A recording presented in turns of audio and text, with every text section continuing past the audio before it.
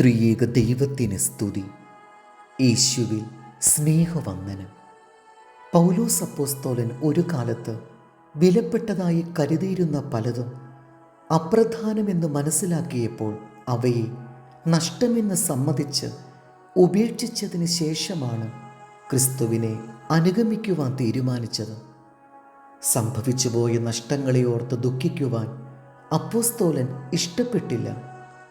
അതിനുള്ള ഏക മാർഗം പിൻപിലുള്ളത് മറക്കുകയും മുൻപിൽ കാണുന്ന ലക്ഷ്യത്തിനായി ജീവിക്കുകയുമാണെന്ന് പൗലോസ് പറയുന്നു. കഴിഞ്ഞകാല അനുഭവങ്ങളോർത്ത് നിരാശപ്പെടുവാനല്ല, അവയിൽ നിന്ന് പഠിച്ച പാഠങ്ങൾ അനുസരിച്ച് ജീവിക്കുവാനാണ് അദ്ദേഹം ആഗ്രഹിച്ചത്. നാം സമ്മതിച്ച് ഏറ്റുപറയുന്ന പാപങ്ങൾ കർത്താവ് മറക്കുകയും ക്ഷമിക്കുകയും ചെയ്യും. ഒരു തെറ്റ് ആവർത്തിച്ച് ചെയ്യുകയും പശ്ചാത്തപിക്കുകയും ചെയ്യുന്ന ഒരാളുണ്ടായിരുന്നു. ഓരോ പ്രാവശ്യവും ദുഃഖത്തോടെ അനുതപിക്കും, എന്നാൽ വീണ്ടും ബലഹീനതയിൽ വീഴും. ഒരിക്കൽ അയാൾ ഒരു ദർശനം കണ്ടു. യേശു അവൻ്റെ അരികിൽ വന്ന് നിൽക്കുന്നു. അവൻ സങ്കടത്തോടെ യേശുവിനോട് ഇപ്രകാരം പറഞ്ഞു: കർത്താവേ, ഇന്നലെ ഞാൻ സമ്മതിച്ച് ഏറ്റുപറഞ്ഞ പാപം വീണ്ടും ചെയ്തു പോയി. യേശു അവനോട് ഏതു പാപമാണെന്ന് എടുത്തു ചോദിച്ചു.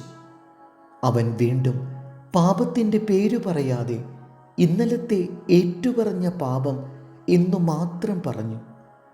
വീണ്ടും ആ പേര് പോലും പറയുവാൻ ലജ്ജയായിരുന്നു അയാൾക്ക്.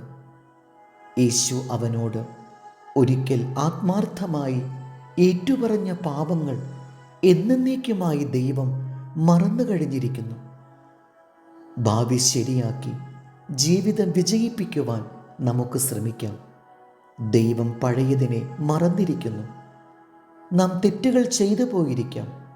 ഇപ്പോൾ എങ്ങനെ ജീവിക്കുന്നു എന്നതാണ് പ്രധാനം. കഴിഞ്ഞകാല ദുഃഖസ്മരണകളെ പുതുക്കാതെ വർത്തമാനകാലത്തെ ശരിയാക്കുവാൻ ശ്രമിക്കാം. ഫിലിപ്പിയർ 3:7. എനിക്ക് ലാഭമായിരുന്നതൊക്കെയും ഞാൻ ക്രിസ്തു നിമിത്തം ഛേദമെന്ന് എണ്ണിയിരിക്കുന്നു.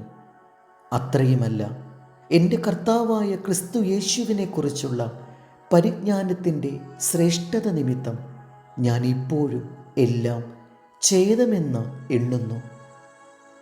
ദൈവം നമ്മെ അനുഗ്രഹിക്കട്ടെ. കർത്താവിൽ എളിയ ശുശ്രൂഷകൻ, ഈരാളിലച്ച്.